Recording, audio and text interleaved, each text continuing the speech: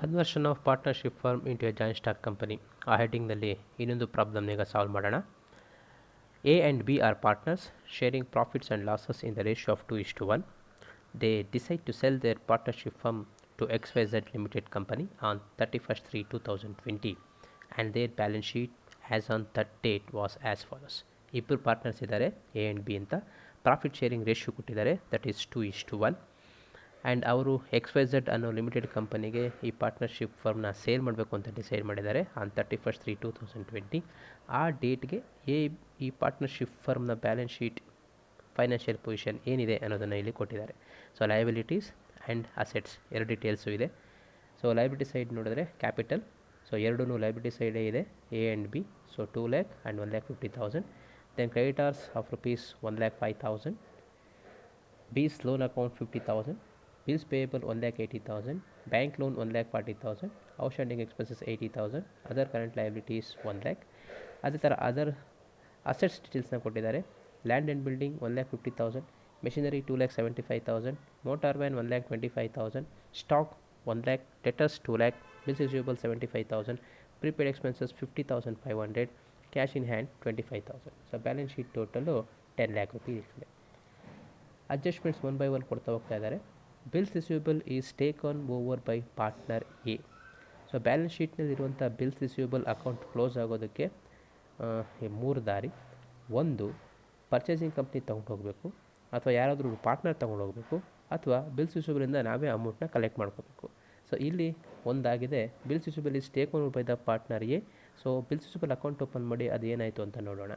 Then motor van sold in the market by vendor firm at rupees 1,05,000. So motor van value ಇರೋದು 1,25,000 rupees balance ಶೀಟ್ನಲ್ಲಿ. ಅದನ್ನು open ಮಾರ್ಕೆಟಲ್ಲಿ ಮಾರಿದೆ vendor firm for 1,05,000. So loss ಆಗಿದೆ. ಎಷ್ಟು loss ಆಯಿತು ಏನಾಯಿತು ಅಂತ ನೋಡೋದಕ್ಕೆ ನಾವು ಮೋಟಾರ್ ವ್ಯಾನ್ ಅಕೌಂಟ್ನ ಓಪನ್ ಮಾಡಿ ನೋಡೋಣ. ದೆನ್ ಲಯಬಿಲಿಟಿ ಕಡೆಗೆ ಡೀಟೇಲ್ಸ್ ಕೊಡ್ತಾ ಇದ್ದಾರೆ. ಔಟ್ಸ್ಟ್ಯಾಂಡಿಂಗ್ ಎಕ್ಸ್ಪೆನ್ಸಸ್ 80,000 rupees ಇದೆ. ಆ 80,000 rupeesನ ಪರ್ಚೇಸಿಂಗ್ ಕಂಪ್ನಿ ತೊಗೊಂಡು ಹೋಗಿಲ್ಲ ಅನಿಸುತ್ತೆ. So one of the partner accepted to pay outstanding expenses, ಅಂದರೆ ಪಾರ್ಟ್ನರ್ ಬಿ ಅದನ್ನು ನಾನು ಪೇ ಮಾಡ್ತೀನಿ ಅಂತ ಒಪ್ಕೊಂಡು ತೊಗೊಂಡು ಹೋಗ್ತಾ ಇದ್ದಾರೆ. ಸೊ ಅಸೆಟ್ ತೊಗೊಂಡು ಹೋದಾಗೆ ಲಯಬಿಲಿಟಿನೂ ಇಲ್ಲಿ ಪಾರ್ಟ್ನರ್ ಬಿ ತೊಗೊಂಡು ಹೋಗ್ತಾ ಇದ್ದಾರೆ. That is 80,000 rupeesಗೆ. ಅಕೌಂಟ್ ಓಪನ್ ಮಾಡಿ ನೋಡೋಣ ಏನಾಗುತ್ತೆ ಅಂತ. ಮತ್ತು ಬ್ಯಾಂಕ್ ಲೋನ್ ಟೋಟಲ್ ಕೊಡಬೇಕಾಗಿರೋದು 1,40,000 rupees. ಆದರೆ ಅದನ್ನು ಪರ್ಚೇಸಿಂಗ್ ಕಂಪ್ನಿ ತೊಗೊಂಡು ಹೋಗಿಲ್ಲ ಅನಿಸುತ್ತೆ. So bank loan is paid by vendor firm with additional 5% interest ಅಂತ ಹೇಳ್ತಾ ಇದ್ದಾರೆ. ಸೊ ಟೋಟಲ್ ಬ್ಯಾಂಕ್ ಲೋನ್ ಇರೋದು 1,40,000. ಆದರೆ ಅದನ್ನು ಸೆಟ್ಲ್ಮೆಂಟ್ ಮಾಡೋ ಟೈಮ್ಗೆ ಅವರು 5% ಎಕ್ಸ್ಟ್ರಾ ಪೇ ಮಾಡಬೇಕಾಗಿದೆ in the name of interest. ಹಾಗಾಗಿ ಬ್ಯಾಂಕ್ ಲೋನ್ ಅಕೌಂಟು ಓಪನ್ ಮಾಡಿ ನಾವು ಎಷ್ಟಿತ್ತು, ಎಷ್ಟು ಕೊಡಬೇಕಾಯಿತು, ಎಷ್ಟು ಲಾಸ್ ಆಯಿತು, ಪ್ರಾಫಿಟ್ ಆಯಿತು, ಅದನ್ನು ಎಲ್ಲಿ ಟ್ರಾನ್ಸ್ಫರ್ ಮಾಡಬೇಕು ಅನ್ನೋದನ್ನು ನೋಡೋಣ. ಸೊ ಈ ಎರಡು ಅಸೆಟ್ಟು, ಈ ಎರಡು ಲಯಬಿಲಿಟಿನ ಬಿಟ್ಟು ಬೇರೆ ಇನ್ಫಾರ್ಮೇಷನ್ ಈಗ ಕೊಡ್ತಾ ಇದ್ದಾರೆ. All other assets taken over by purchasing company at 10% more than the book value except debtors 15% less and prepaid expenses 50,000. ಯಾವ ಎರಡು ಅಸೆಟ್ನ ತಗೊಂಡೋದ್ರು, ಒಬ್ಬ ಮೋಟರ್ ವ್ಯಾನ್ನ ಮಾರಿದ್ರು, ಆ್ಯಂಡ್ ಅದೇ ರೀತಿ ಬಿಲ್ಸ್ ರಿಸೀವಬಲ್ನ ಒನ್ ಆಫ್ ದ ಓನರ್ ತೊಗೊಂಡು ಹೋದರು. ಆ ಎರಡು ಅಸೆಟ್ನ ಬಿಟ್ಟು land and building, machinery and motor van and stock ಇಷ್ಟು ಐಟಮ್ನ 10% ಮೋರ್ ವ್ಯಾಲ್ಯೂಗೆ ಪರ್ಚೇಸಿಂಗ್ ಕಂಪ್ನಿ ತೊಗೊಂಡು ಹೋಗ್ತಾ ಇದೆ. ಡೆಟರ್ಸ್ನ 15% ಕಡಿಮೆಗೆ ತೊಗೊಂಡು ಹೋಗ್ತಾ ಇದೆ. ಆ್ಯಂಡ್ ಪ್ರೀಪೇಯ್ಡ್ ಎಕ್ಸ್ಪೆನ್ಸಸ್ 50,500 ಇರೋದನ್ನು 50,000 ಮಾತ್ರ ತೊಗೊಂಡು ಹೋಗ್ತಾ ಇದ್ದಾರೆ. ಇದನ್ನು ಪರ್ಚೇಸ್ ಕನ್ಸಿಡ್ರೇಷನ್ ಕ್ಯಾಲ್ಕುಲೇಷನ್ ಮಾಡಬೇಕಾದ್ರೆ ನಾವು ರಿವೈಸ್ಡ್ ವ್ಯಾಲ್ಯೂ ಅಂತ ಕ್ಯಾಲ್ಕುಲೇಟ್ ಮಾಡಿ ತೊಗೋಬೇಕಾಗುತ್ತೆ. ಮತ್ತು ಹೇಳ್ತಾ ಇದ್ದಾರೆ ಕ್ಯಾಶ್ ಇನ್ ಹ್ಯಾಂಡ್ ಉಳ್ಕೋತಲ್ಲ ಬ್ಯಾಲೆನ್ಸ್ ಶೀಟ್ನಲ್ಲಿ, ಅದ್ರ ಬಗ್ಗೆ ಡೀಟೇಲ್ಸ್ ಇಲ್ಲಿ. Cash in hand is not taken over by the purchasing company ಸ್ಪೆಸಿಫಿಕ್ಕಾಗಿ ಹೇಳಿದ್ದಾರೆ. And B's loan paid by firm only. ಹಾಗಾಗಿ ಬಿ ಲೋನ್ ಇದೆ ಲಯಬಿಲಿಟಿ 50,000 rupees, ಅದನ್ನು ಸಹ ಪರ್ಚೇಸಿಂಗ್ ಕಂಪ್ನಿ ತೊಗೊಂಡೋಗಿಲ್ಲ, ಅದನ್ನು ಫರ್ಮೇ ಪೇ ಮಾಡ್ತಾ ಇದೆ. ಯಾವ ರೀತಿಯಲ್ಲಿ ಪೇ ಮಾಡೋದು ಅಂತಾಗೆ ಕಂಟಿನ್ಯೂ ಮಾಡಿ ಹೇಳಿದ್ರು, of in the form of shares and balance in cash ಅಂತ. ಟೋಟಲ್ಲು ಅವರ ಅಮೌಂಟ್ ಲೋನ್ ಕೊಡಬೇಕಾಗಿರೋದು ಬೀಸ್ ಲೋನ್ ಅಕೌಂಟ್ 50,000 rupees. ಆ 50,000 rupeesನಲ್ಲಿ ಆಫ್ ಅಂದರೆ ಅರ್ಧ 25,000 rupees they are paying in the form of shares and balance in the form of cash. ಮತ್ತು purchase ಕನ್ಸಿಡ್ರೇಷನ್ನ ಯಾವ ರೂಪದಲ್ಲಿ ಕೊಡ್ತಿದ್ದಾರೆ ಅಂತ ಇಲ್ಲಿ ಹೇಳ್ತಾ ಇದ್ದಾರೆ. ಟೋಟಲ್ ಪರ್ಚೇಸ್ ಕನ್ಸಿಡ್ರೇಷನ್ನಲ್ಲಿ 80% is received in the form of shares of ₹10 each and balance in cash. 80,000 rupees purchase consideration shares ರೂಪದಲ್ಲಿ ಬರ್ತಾ ಇದೆ, ಮಿಕ್ಕಿದಂಥ 20% ಕ್ಯಾಶ್ ರೂಪದಲ್ಲಿ ಬರ್ತಾ ಇದೆ. ಇಷ್ಟು ಡೀಟೇಲ್ಸ್ನ ತಲೆಯಲ್ಲಿಟ್ಕೊಂಡು ವೆಂಡರ್ ಫರ್ಮ್ ಎಲ್ಲ ಅಕೌಂಟ್ಸ್ನ ಕ್ಲೋಸ್ ಮಾಡಿ ಅಂತ ಹೇಳ್ತಾ ಇದ್ದಾರೆ. ಆ್ಯಂಡ್ ರಿಯಲೈಸೇಷನ್ ಎಕ್ಸ್ಪೆನ್ಸಸ್ ಇನ್ಕರ್ ಆಗಿದೆ ₹1000. ಓಕೆ, ಸೊ ಇಲ್ಲಿ ಯಾವ method of calculation of purchase consideration ಅಂತ ಹೇಳಲಿಲ್ಲ. ಸೊ ಅಸೆಟ್ಸ್ನ ತೊಗೊಂಡು ಹೋಗ್ತಾ ಇದ್ದಾರೆ, ಅಟ್ ರಿವೈಸ್ಡ್ ವ್ಯಾಲ್ಯೂ ಲೈಬಿಲಿಟೀಸ್ನ ತೊಗೊಂಡು ಹೋಗ್ತಾ ಇದ್ದಾರೆ. ಹಾಗಾಗಿ ನಾವು ನೆಟ್ ಅಸೆಟ್ಸ್ ಮೆಥಡ್ನ ಅಡಾಪ್ಟ್ ಮಾಡಿಕೊಂಡು ಇಲ್ಲಿ ಪರ್ಚೇಸ್ ಕನ್ಸಿಡರೇಷನ್ನ ಕ್ಯಾಲ್ಕುಲೇಟ್ ಮಾಡಬೇಕಾಗತ್ತೆ. ಅದೇ ಮೊದಲನೇ step, that is calculation of purchase consideration. ಯಾವ ಅಸೆಟ್ನ ಓಪನ್ ಮಾರ್ಕೆಟಲ್ಲಿ ಮಾರಿದ್ದಾರೆ, ಯಾವ ಅಸೆಟ್ನ ಒನ್ ಆಫ್ ದ ಪಾರ್ಟ್ನರ್ ತೊಗೊಂಡೋಗಿದ್ದಾರೆ, ಅವನ್ನು ಬಿಟ್ಟು ಬೇರೆ ಯಾವ ಅಸೆಟ್ನ ಎಷ್ಟು ವ್ಯಾಲಿಗೆ ತೊಗೊಂಡೋಗಿದೆ ಅಂತ ಪ್ರಾಬ್ಲಮಲ್ಲಿ ಹೇಳಿದಾರೋ ಅದ್ರ ಪ್ರಕಾರ ಮಾಡಬೇಕು. ಲ್ಯಾಂಡ್ ಆ್ಯಂಡ್ ಬಿಲ್ಡಿಂಗು ಬ್ಯಾಲೆನ್ಸ್ ಶೀಟ್ನಲ್ಲಿ ₹1,50,000 ಇದೆ, ಆದರೆ ಅದನ್ನು 10% more than the book value ತೊಗೊಂಡೋಗ್ತಾ ಇದ್ದಾರೆ. ಸೊ 1,50,000 ಪ್ಲಸ್ 10% ಅಂದರೆ ಇಟ್ ಈಸ್ ಕಮಿಂಗ್ 1,65,000. ಅಲ್ಲೇ 1,50,000 ಇಂಟು 10% ಅಂತಂದರೆ 15,000 ಬರುತ್ತೆ. 1,50,000 ಪ್ಲಸ್ 15,000 ಈಕ್ವಲ್ಸ್ 1,65,000. ಸೊ ಯಾವ ರೀತಿ ನಿಮ್ಗೆ ಈಸಿ ಆಗುತ್ತೋ ಆ ರೀತಿ ಕ್ಯಾಲ್ಕುಲೇಟ್ ಮಾಡಿ. ಅದೇ ರೀತಿ ಮೆಷಿನರಿನೂ 10% more than the book value ತೊಗೊಂಡೋಗ್ತಾ ಇದ್ದಾರೆ. 2,75,000 plus 10% it is 3,02,500. Stock 1,00,000 plus 10% 1,10,000. Debtors 15% ಕಡಿಮೆಗೆ ತೊಗೊಂಡೋಗ್ತಾ ಇದ್ದಾರೆ, ಹಾಗಾಗಿ 2,00,000 minus 15% it is 1,70,000. Prepaid expenses balance ಶೀಟ್ನಲ್ಲಿರೋದು 50,500, ಆದರೆ ಇಟ್ ಈಸ್ ಟೇಕ್ ಓವರ್ 50,000 ಅಂತ ಪ್ರಾಬ್ಲಮ್ ಹೇಳಿರೋದ್ರಿಂದ ನಾವು 50,000 ತೊಗೊಳ್ತಾ ಇದ್ದೀವಿ. And outside the balance sheet ಯಾವುದೇ ಹೊಸ ಅಸೆಟ್ಗೆ ಅವರು ವ್ಯಾಲ್ಯೂನ ಕೊಡ್ತಾ ಇಲ್ಲ. ಫಾರ್ ಎಕ್ಸಾಂಪಲ್ ಪ್ರೀವಿಯಸ್ ಪ್ರಾಬ್ಲಮ್ ಮಾಡಿದಾಗ ಗುಡ್ ವಿಲ್ಗೆ ಅಂತ ಸ್ವಲ್ಪ ಅಮೌಂಟ್ ಕೊಟ್ಟಿದ್ರಲ್ಲ, ಇಲ್ಲಿ ಆ ಥರ ಏನೂ ಕೊಟ್ಟಿಲ್ಲ. ಹಾಗಾಗಿ ಬ್ಯಾಲೆನ್ಸ್ ಶೀಟಲ್ಲಿ ಯಾವ ಅಸೆಟ್ಸ್ ಇತ್ತೋ ಅಷ್ಟನ್ನು ಮಾತ್ರ ನಾವು ತೊಗೊಂಡಿದ್ದೀವಿ. ಅವ್ರು ಹೇಳಿರೋ ಪ್ರಕಾರ ಜಾಸ್ತಿ ಕಡಿಮೆ ಮಾಡಿ. ಆ ಟೋಟಲ್ ಬರ್ತಾ ಇದೆ ₹7,97,500. ಸೊ ಆ ಟೋಟಲಿಂದ we need to deduct external liabilities.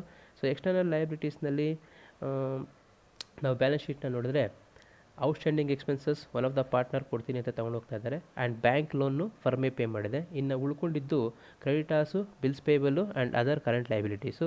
So ಅದನ್ನು ಎಷ್ಟಿಗೆ ತೊಗೊಂಡೋದ್ರು ಏನು ಅಂತ ಪ್ರಾಬ್ಲಮಲ್ಲಿ ಹೇಳಲಿಲ್ಲ. ಏನು ಹೇಳಲಿಲ್ಲ ಅಂದರೆ ಅರ್ಥ ಅದನ್ನು ಬುಕ್ ವ್ಯಾಲಿಗೆ ತೊಗೊಂಡೋಗಿದ್ದಾರೆ ಅಂತ. ಹಾಗಾಗಿ creditors 1,05,000, bills payable 1,80,000 and other current liabilities 1,00,000. So ಅಷ್ಟು ಟೋಟಲ್ಲು 3,80,500. ಸೊ ಟೋಟಲ್ ಅಸೆಟ್ 7,97,500 ಇಂದ ಟೋಟಲ್ ಎಕ್ಸ್ಟರ್ನಲ್ ಲಯಬಿಲಿಟೀಸ್ 3,80,500 ಡಿಡಕ್ಟ್ ಮಾಡಿದ್ರೆ we are getting 4,17,000 as net assets. ಅದನ್ನೇ ನಾವಿಲ್ಲಿ ಪರ್ಚೇಸ್ ಕನ್ಸಿಡರೇಷನ್ ಅಂತ ತೊಗೋಬೇಕಾಗುತ್ತೆ. ಸೊ ಇಲ್ಲಿಗೆ ಸ್ಟೆಪ್ 1 ಮುಗಿತಾ ಇದೆ, calculation of purchase consideration. Next step 2, disbursement of purchase consideration. ಅಂದರೆ ವೆಂಡರ್ ಫರ್ಮು ಯಾವ ರೂಪದಲ್ಲಿ ಪರ್ಚೇಸ್ ಕನ್ಸಿಡರೇಷನ್ನ ರಿಸೀವ್ ಮಾಡ್ತು ಅಂತ ಪ್ರಾಬ್ಲಮಲ್ಲಿ ಹೇಳಿದ್ದಾರೆ. ಟೋಟಲ್ ಪರ್ಚೇಸ್ ಕನ್ಸಿಡರೇಷನಲ್ಲಿ 80%ನ they are going to receive in the form of shares ಅಂತ. ಯಾವ ಶೇರ್ಸು ಅಂತ ಹೇಳಿಲ್ಲ ಅಂದರೆ ಈಕ್ವಿಟಿ ಶೇರ್ಸ್ ಅಂತಲೇ ಅರ್ಥ. ಹಾಗಾಗಿ ಟೋಟಲ್ ಪರ್ಚೇಸ್ ಕನ್ಸಿಡರೇಷನ್ ಈಸ್ 4,17,000. ಅದರಲ್ಲಿ 80% receive in the form of shares it is 3,33,600 and balance in the form of cash ಅಂತ ಹೇಳ್ತಾ ಇದ್ದಾರೆ. ಹಾಗಾಗಿ ಟೋಟಲ್ ಪರ್ಚೇಸ್ ಕನ್ಸಿಡರೇಷನ್ನು 4,17,000, ಅದರಲ್ಲಿ 3,33,600 ಶೇರ್ಸ್ ಆದರೆ ಮಿಕ್ಕಿದ balance 83,400 they received in the form of cash ಅಂತ ಅರ್ಥ.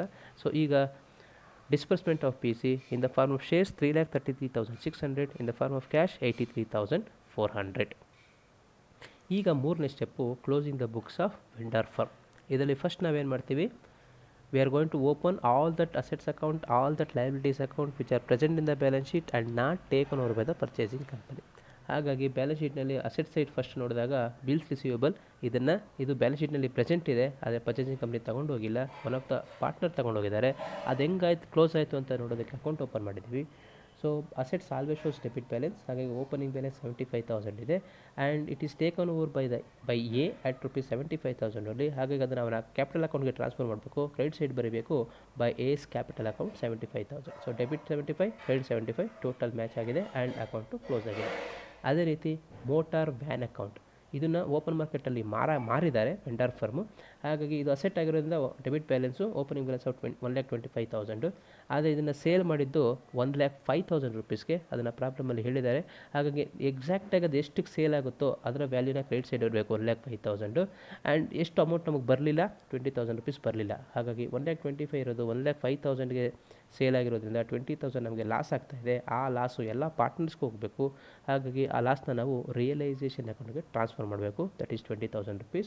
ಸೊ ಅಕೌಂಟ್ ಕ್ಲೋಸ್ ಆಗುತ್ತೆ 1,25,000 ಆ್ಯಂಡ್ 1,25,000.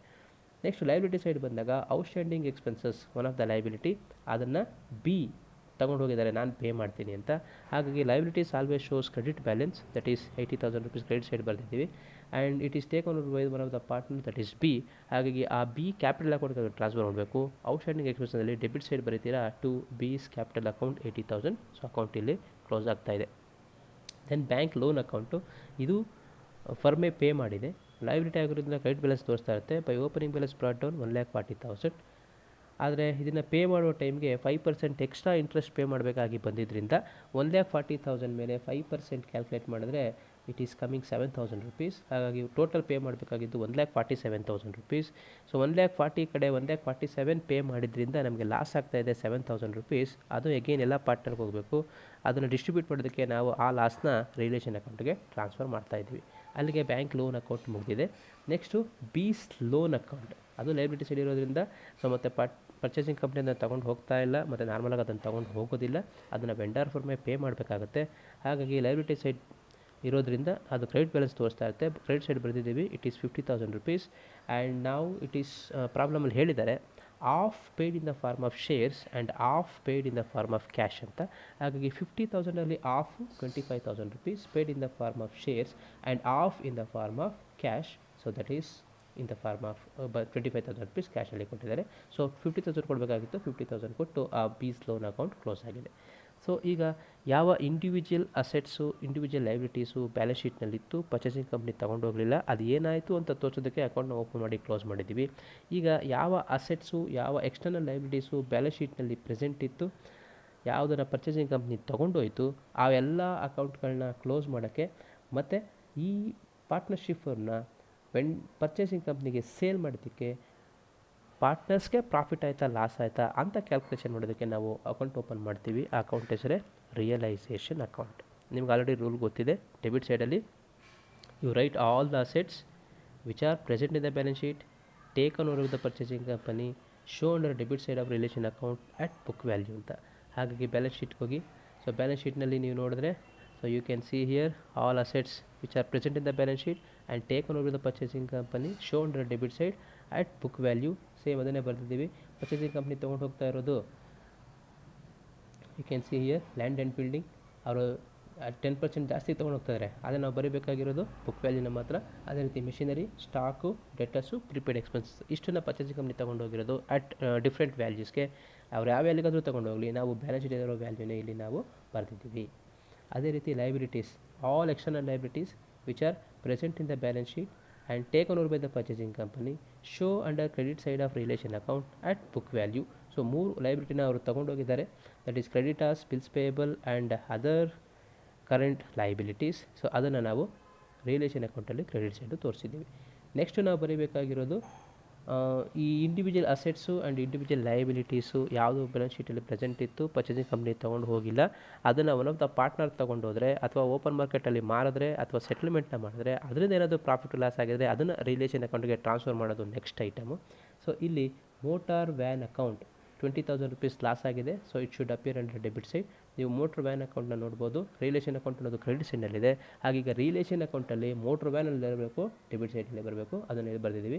ಅದೇ ರೀತಿ ಬ್ಯಾಂಕ್ ಲೋನು ಅಷ್ಟೇ, ಕೊಡಬೇಕಾಗಿದ್ದು 1,40,000, ಆದರೆ ಕೊಟ್ಟಿದ್ದು 1,47,000. 7,000 rupees ಲಾಸ್ ಆಯಿತು ನಮಗೆ.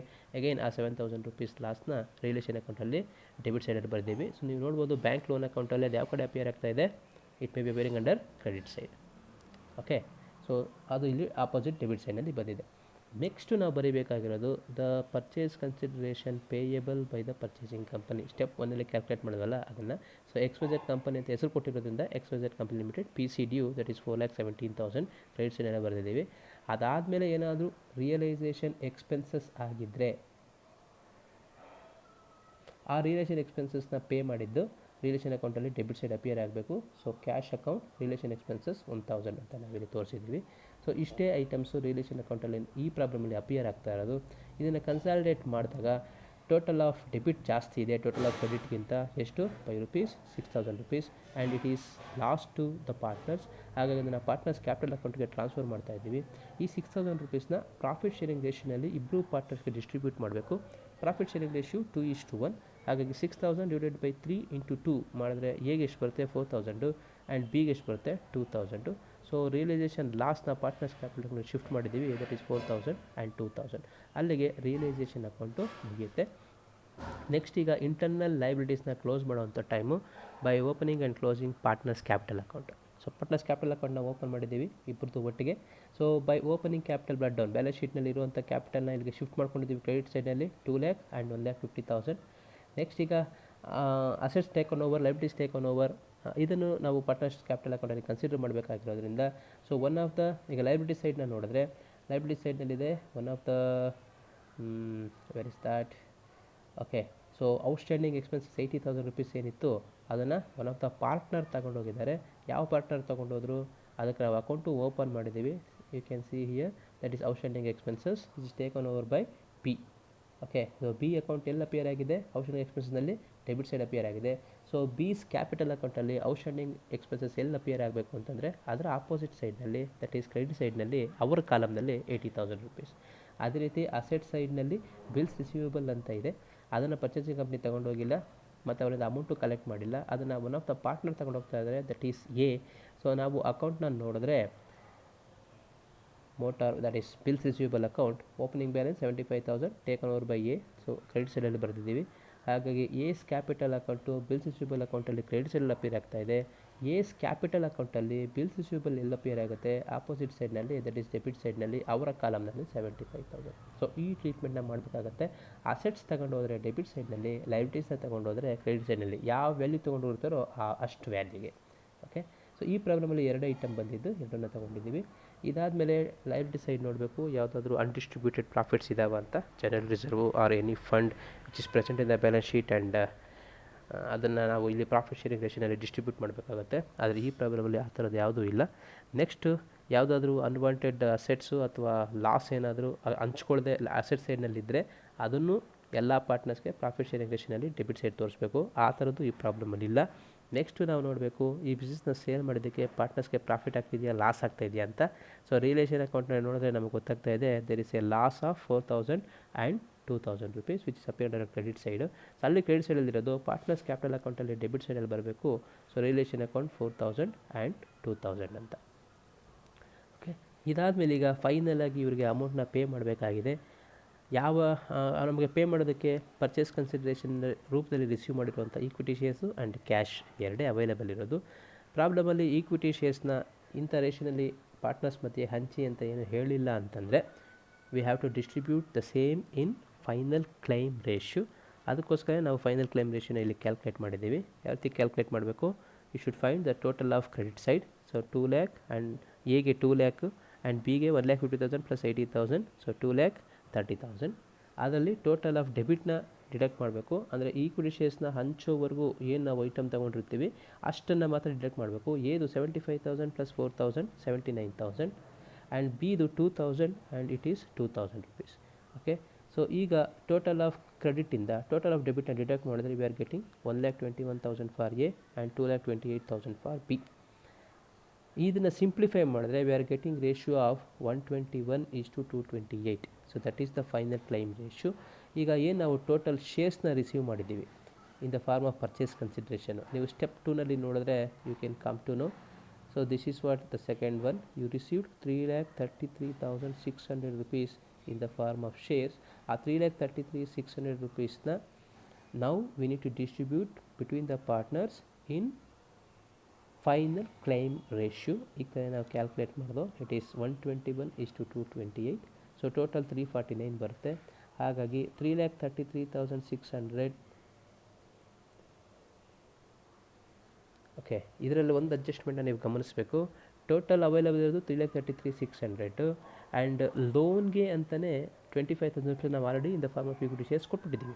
ಹಾಗಾಗಿ ನಮ್ಮ ಹತ್ರ ಅವೈಲೇಬಲ್ ಇರೋ ಶೇರ್ಸ್ ಎಷ್ಟು 3,08,600 ಮಾತ್ರ. ಸೊ ಆ 3,08,600ನ ಈ ಫೈನಲ್ ಕ್ಲೈಮ್ ರೇಷ್ಯೂನಲ್ಲಿ ಡಿಸ್ಟ್ರಿಬ್ಯೂಟ್ ಮಾಡಬೇಕು. ಸೊ ಡಿಸ್ಟ್ರಿಬ್ಯೂಟ್ ಮಾಡಿದಾಗ ಎಗೆ 3,08,600 ಡಿವೈಡೆಡ್ ಬೈ 349 ಇಂಟು 121 ಮಾಡಿದ್ರೆ we are getting what is the amount of share should go to partner A, that is 1,06,993. Next ಬಿಗೆ out of available 3,08,600 divided by 349 into 228. So multiply ಮಾಡಿದಾಗ we are getting 2,01,607. So ಅದನ್ನೇ ನಾವಿಲ್ಲಿ ಪಾರ್ಟ್ನರ್ಸ್ಗೆ debit ಸೈಡಲ್ಲಿ ಬರ್ತಿದ್ದೀವಿ. To equity shares in XYZ limited so 1,06,993 and 2,01,607. Okay, ಇಷ್ಟಾದಮೇಲೆ ಕಡೆಯಲ್ಲೆಲ್ಲ amount ಅವ್ರಿಗೆ ಏನು ಕೊಡಬೇಕಾಗುತ್ತೋ ಅಷ್ಟನ್ನು ನಾವು ಕ್ಯಾಶಲ್ಲೇ ಪೇ ಮಾಡಬೇಕಾಗುತ್ತೆ. ಏನು ಬ್ಯಾಲೆನ್ಸಿಂಗ್ ಫಿಗರ್ ಬರುತ್ತೋ ಅಕೌಂಟ್ನ ಕ್ಲೋಸ್ ಮಾಡಿದಾಗ, ಸೊ ಅದನ್ನು ಹೇಳ್ಕೊಂತ right debit side. So we paid in the form of cash 14,007 and 26,393. ಅಲ್ಲಿಗೆ ಪಾರ್ಟ್ನರ್ಸ್ ಕ್ಯಾಪಿಟಲ್ ಅಕೌಂಟು ಕ್ಲೋಸ್ ಆಗುತ್ತೆ. ಆದರೆ ಬ್ಯಾಲೆನ್ಸ್ ಶೀಟಲ್ಲಿರುವಂಥ ಎಲ್ಲ ಐಟಮು ಕ್ಲೋಸ್ ಆಯಿತು.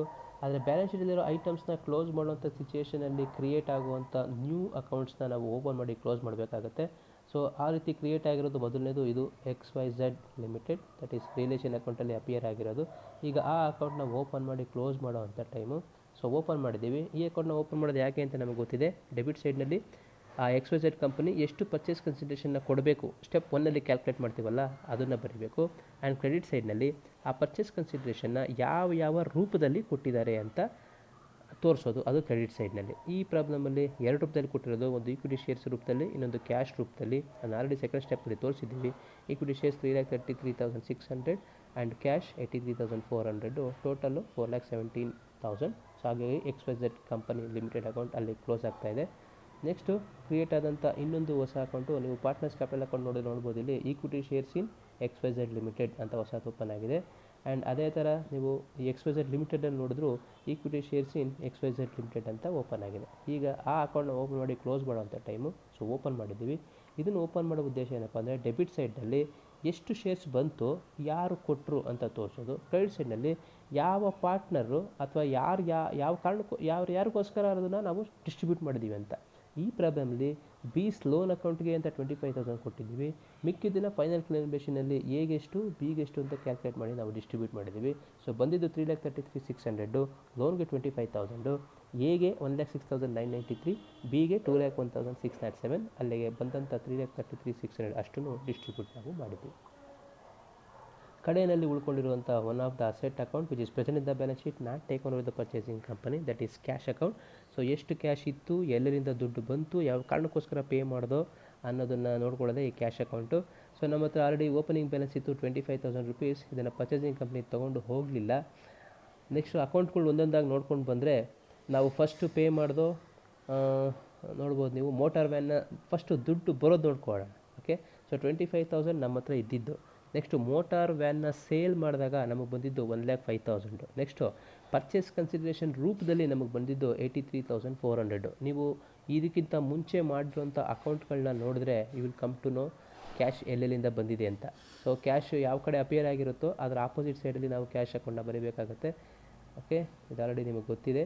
So cash account we are closing. So 25,000 opening balance ಇತ್ತು. ಮೋಟರ್ ವ್ಯಾನ್ ಸೇಲ್ ಮಾಡೋದಕ್ಕೆ 1,05,000 ಬಂದಿದೆ. And XYZ company ಲಿಮಿಟೆಡಿಂದ PC ರೂಪದಲ್ಲಿ 83,400 receive ಮಾಡಿದ್ದೀವಿ. ಇಷ್ಟು ಕ್ಯಾಶ್ ಅವೈಲೇಬಲ್ ಇತ್ತು 2,13,400. ಈಗ ಅದರ ಪೇಮೆಂಟ್ನ ಮಾಡ್ತಾಯಿದ್ದೀವಿ, ನಾವು ಯೂಸ್ ಮಾಡ್ತಾಯಿದ್ದೀವಿ ಕ್ಯಾಶ್ನ. ಬ್ಯಾಂಕ್ ಲೋನ್ ಕೊಡೋದಕ್ಕೆ 1,47,000 ರುಪೀಸ್ ನಾವು ಯೂಸ್ ಮಾಡಿದ್ದೀವಿ. ಆ್ಯಂಡ್ ಬೀಸ್ ಲೋನ್ನ ಪೇ ಮಾಡೋದಕ್ಕೆ 25,000 ರುಪೀಸ್ ಕ್ಯಾಶ್ನ ಯೂಸ್ ಮಾಡಿದ್ದೀವಿ. ರಿಲೇಷನ್ ಎಕ್ಸ್ಪೆನ್ಸಸ್ನ ಪೇ ಮಾಡೋಕ್ಕೆ 1,000. ಮತ್ತು ಕಡೆಯಲ್ಲಿ ಈ ಪಾರ್ಟ್ನರ್ಸ್ ಕ್ಯಾಪಿಟಲ್ ಅಕೌಂಟ್ನ ಸೆಟ್ಲ್ ಮಾಡೋದಕ್ಕೆ ಎಗೆ 14,007, ಬಿಗೆ 26,393. So you can check up here in this partners capital account. You can see here 14,007 and 2 lakh, that is 26,393. So ಕೊಡೋ ಮುಖಾಂತರ ಒಂದು ಪೈಸನೂ ಬ್ಯಾಲೆನ್ಸ್ ಇಲ್ಲದ ಹಾಗೆ ಕ್ಯಾಶ್ ಅಕೌಂಟು ಕ್ಲೋಸ್ ಆಗಿದೆ. ಸೊ ಪ್ರಾಬ್ಲಮ್ ನಮಗೆ ಕೇಳಿರೋದು ಇಷ್ಟೇ, closing the books of vendor firm ಅಂತ. ಇಲ್ಲಿಗೆ ಇಡೀ ಪ್ರಾಬ್ಲಮ್ಮು ಎಂಡ್ ಆಗ್ತಾ ಇದೆ. Cash account, equity shares in XYZ limited account, partners capital account, relation account and individual assets account, liabilities account. ಆದರೆ ಈ ಪ್ರಾಬ್ಲಮ್ ನಾವು ಇನ್ನೂ ಕಂಟಿನ್ಯೂ ಮಾಡೋಣ. That is in the books of purchasing company ಏನಾಗುತ್ತೆ ಅಂತ. ಇನ್ the books of purchasing company 2 steps, ಒಂದು passing opening or incorporation entries, ಇನ್ನೊಂದು preparation of balance sheet. Okay, first opening ಎಂಟ್ರೀಸ್ನ ಪಾಸ್ ಮಾಡೋಣ. ಮಿನಿಮಮ್ 3 ಎಂಟ್ರಿ ಬರಲೇಬೇಕು. ಒಂದು ಬಿಸ್ನೆಸ್ನ ಪರ್ಚೇಸ್ ಮಾಡೋದಕ್ಕೆ ಆ್ಯಂಡ್ ಪರ್ಚೇಸ್ ಕನ್ಸಿಡರೇಷನ್ ಡ್ಯೂ ಇರೋದಕ್ಕೆ ಎಂಟ್ರಿ ಪಾಸ್ ಮಾಡಬೇಕಾಗಿರೋದು business purchase account debtor, that is the total PC ಏನು ಕ್ಯಾಲ್ಕುಲೇಟ್ ಮಾಡೋದು ಸ್ಟೆಪ್ 1ನಲ್ಲಿ, ಅದು to liquidator of AB firm limited, that is 4,17,000 being business purchase and PC due. ಇದು ನರೇಷನ್ನ ಬರೀಬೇಕಾಗುತ್ತೆ. Next ಈ ಪರ್ಚೇಸ್ ಕನ್ಸಿಡರೇಷನ್ನ ಪೇ ಮಾಡಿದ್ದು ಸ್ಟೆಪ್ 2ನಲ್ಲಿ ಕ್ಯಾಲ್ಕುಲೇಟ್ ಮಾಡಿರ್ತೀವಲ್ಲ ಅದು ಯಾರು ಕೊಡಬೇಕು, ಲಿಕ್ವಿಡೇಟರ್ಸ್ ಆಫ್ AB ಲಿಮಿಟೆಡ್, ಅವನು ರಿಸೀವ್ ಮಾಡ್ತಾ ಇದ್ದಾನೆ, debit the receiver. To equity share capital account, ಶೇರ್ಸಲ್ಲಿ ಕೊಟ್ಟಿದ್ದು 3,33,600. ಇಲ್ಲಿ ಈಕ್ವಿಟಿ ಶೇರ್ ಕ್ಯಾಪಿಟಲ್ ಅಕೌಂಟ್ ಯಾಕೆ ಬರಿತಾ ಇದ್ದೀವಿ ಅಂತಂದರೆ ಈ ಎಂಟ್ರಿನ ಪಾಸ್ ಮಾಡ್ತಿರೋದು ಯಾರು, in the books of company. ಹಾಗಾಗಿ ಕಂಪ್ನಿನಲ್ಲಿ ಈಕ್ವಿಟಿ ಶೇರ್ ಕ್ಯಾಪಿಟಲ್ ಅಕೌಂಟ್ ಅಂತಲೇ ಬರಬೇಕು 3,33,600 and balance it is paid in the form of cash that is 83,400. So ನರೇಷನಲ್ಲಿ being purchase consideration paid in different forms, being purchase consideration paid in equity share capital and cash, ಈ ಥರ different ಅಕೌಂಟ್ನಲ್ಲಿ meaning ಬರೋ ಥರ ಬರೀಬೇಕು. ಆದರೆ ಸಿಂಪಲ್ಲಾಗಿ ಇಷ್ಟು ಬರೆದ್ರೆ ಸಾಕು. ನೆಕ್ಸ್ಟ್ ಮೂರನೇದೇ ಇಂಪಾರ್ಟೆಂಟು ಇನ್ಕಾರ್ಪೊರೇಷನ್ ಎಂಟ್ರೀಸು, ಅಂದರೆ ಯಾವ ಅಸೆಟ್ನ ಯಾವ ವ್ಯಾಲ್ಯೂಗೆ ತೊಗೊಂಡು ಬರ್ತಾ ಇದೆ ಪರ್ಚೇಸಿಂಗ್ ಕಂಪ್ನಿ, ಯಾವ ಲಯಬಿಲಿಟಿನ ಯಾವ ವ್ಯಾಲ್ಯೂಗೆ ಒಪ್ಕೋತಾ ಇದೆ, ಮತ್ತು ಎಷ್ಟು ಪರ್ಚೇಸ್ ಕನ್ಸಿಡರೇಷನ್ನ ಕೊಟ್ಟಿದೆ, ಮೂರನ್ನು ಕನ್ಸಾಲಿಡೇಟ್ ಮಾಡಿ ಮೂರನೇ ಎಂಟ್ರಿನ ಪಾಸ್ ಮಾಡಬೇಕು. ಸೊ ಇಲ್ಲಿ ಪರ್ಚೇಸ್ ಕನ್ಸಿಡರೇಷನ್ ಕ್ಯಾಲ್ಕುಲೇಷನ್ ಮಾಡಬೇಕಾದಾಗ ಅಸೆಟ್ಸ್ ವ್ಯಾಲ್ಯೂಗಳನ್ನ ಏನು ತೊಗೊಂಡಿದ್ವೋ ಅದೇ ವ್ಯಾಲ್ಯೂಗಳನ್ನ ತೊಗೋಬೇಕಿಲ್ಲಿ. So land and building, machinery, stock, debtors, prepaid expenses same value ತೊಗೊಂಡಿದ್ದೀವಿ. ದೆನ್ ಮೂರು ಲೈಬಿಲಿಟಿ ತೊಗೊಂಡೋಗಿದ್ದು creditors, bills payable and other current liabilities. So ಯಾವ ವ್ಯಾಲ್ಯೂಗೆ ತೊಗೊಂಡೋದ್ರೋ ಆ ವ್ಯಾಲ್ಯೂನೇ ನಾವಿಲ್ಲಿ ಬರೀತಾ ಇದ್ದೀವಿ. ಅದಾದಮೇಲೆ ಬಿಸ್ನೆಸ್ ಪರ್ಚೇಸ್ ಅಕೌಂಟ್ ಕ್ರೆಡಿಟ್ ಮಾಡಬೇಕು 4,17,000. ಫಸ್ಟ್ ಎಂಟ್ರಿನಲ್ಲಿ ಏನು ನಾವು ಡೆಬಿಟ್ ಮಾಡಿದ್ದು 4,17,000, ಈ 4,17,000ನ ಲಾಸ್ಟ್ ಎಂಟ್ರಿನಲ್ಲಿ ನಾವು ಕ್ರೆಡಿಟ್ ಮಾಡಬೇಕು. ಅಲ್ಲಿಗೆ ಇದು ಟೋಟಲ್ ಆಗಬೇಕು. ಅಕಸ್ಮಾತ್ ಟೋಟಲ್ ಆಗಲಿಲ್ಲ ಅಂದರೆ ನಾರ್ಮಲಾಗಿ ನೆಟ್ ಅಸೆಟ್ ಮೆಥಡ್ನ ಅಡಾಪ್ಟ್ ಮಾಡಿಕೊಂಡು ನಾವು ಪರ್ಚೇಸ್ ಕನ್ಸಿಡರೇಷನ್ನ ಕ್ಯಾಲ್ಕುಲೇಟ್ ಮಾಡಿದರೆ ಇಲ್ಲಿ ಯಾವುದೇ ಡಿಫ್ರೆನ್ಸ್ ಬರೋದಿಲ್ಲ. ಡಿಫ್ರೆನ್ಸ್ ಏನಾದರೂ ಬಂದರೆ ನೆಟ್ ಲಂಪ್ಸಮ್ ಮೆಥಡು ಅದು ಬೇರೆ ಮೆಥಡಲ್ಲಿ ಕ್ಯಾಲ್ಕುಲೇಟ್ ಮಾಡಿದಾಗ ಡೆಬಿಟ್ ಸೈಡಲ್ಲಿ ಏನಾದರೂ ಡಿಫ್ರೆನ್ಸ್ ಬಂದರೆ ಇಲ್ಲಿ ಸೊ ಅದನ್ನು ನಾವು ಗುಡ್ವಿಲ್ ಅಂತ ಟ್ರೀಟ್ ಮಾಡಬೇಕು.